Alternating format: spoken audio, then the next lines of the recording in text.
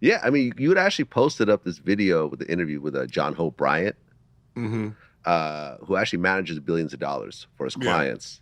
And he talked about the difference between wealthy neighborhoods and poor neighborhoods. Mm-hmm. You know what I'm talking about? Yeah. It was interesting. He basically said you go into any wealthy neighborhood and it's quiet. Yeah. You go into a poor neighborhood It's and loud and chaotic. right. Yeah. When you go to a wealthy neighborhood, they're quiet, just like this room, just like right now, so you can think. You go to a black neighborhood, a brown neighborhood, you go to a poor neighborhood, it's noisy as hell, intentionally. They value simplicity. That's why you often will see them with a t-shirt and some jeans on. They need quiet because only in quiet can you create. You know, he said it, but I've also read it and I've echoed it myself. Silence allows you to think. And when you can think, you can strategize.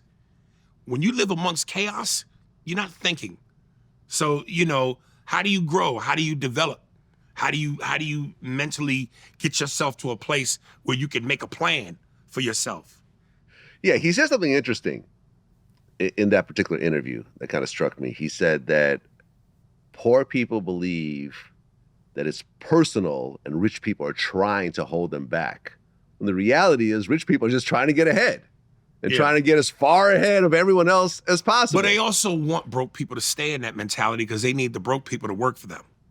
If everybody had the mind of a billionaire, then who's working for the billionaires? Yeah, but no one will have a mind of a billionaire. That's why there's so few billionaires. That's just how life works. I know, but you won't have... Not everyone has the same work ethic as you and I, right?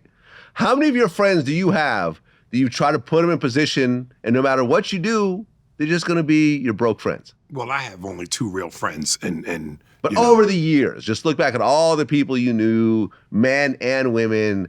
I know so many people that have pretty much stayed where they are because they just don't want to work that hard.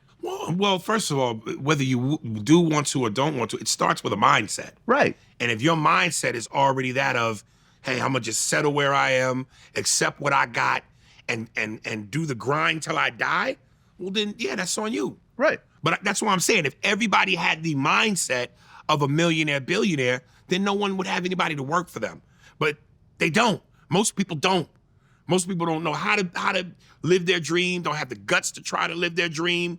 You know, fear and ignorance can fuck you up. Well, I would disagree with you somewhat because I think that there's also stability versus risk, right? When you have a job, you know you're getting a paycheck. You know you have health insurance, you know you have a 401k, you know there's going to be the job there next week. You know exactly what you're going to get month to month, week to week. Versus what? Versus when you work for yourself, you don't know what's going to happen next week. Okay. You don't know what's going to happen when you walk out your door in the morning. A little bit more risky. Okay. Being a comedian. The man that doesn't take a chance doesn't have a chance. I get it. I'm an entrepreneur, so it's not like I'm arguing against you. Okay. But all I'm saying But you is, just said you disagree with me a little bit. What I'm saying is, but people are not just lazy. Some people actually just want the stability. They would prefer the stability over the risk. Sometimes it's not lazy. If you ask those same people, if you could get everything you wanted minus the pitfalls of failure, would you go for it? If it was guaranteed to you, they would say yes.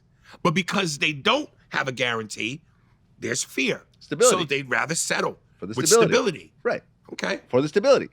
And honestly, look, especially if you have kids or you have responsibilities, family members you're taking care of, and so forth, I'm not really mad at the stability choice. Depends on how bad you want what you want. Yeah. Something has to suffer. Yeah. Yeah. Hey, kids, gotta suffer. Listen, I got a friend who was like, yo, I got to make some side money. Like, I got to make extra money because I have 2 kids and they're pretty much, you know, I'm paycheck to paycheck because of the kids. And I'm like, I don't know, do Uber, do Postmates, do something like that. Nah, I don't want to do that. That's too much work. See, excuses. So it's like, all right, well, excuses. I don't know what to tell you because here's a guaranteed paycheck. Right. You have a car, Right. you have insurance. Right. I know you have spare time. You only have your kids part of the time. Right. Here's an easy solution. It wasn't even a conversation. It was like, nah, I ain't doing that. Yeah, there you go. That's that.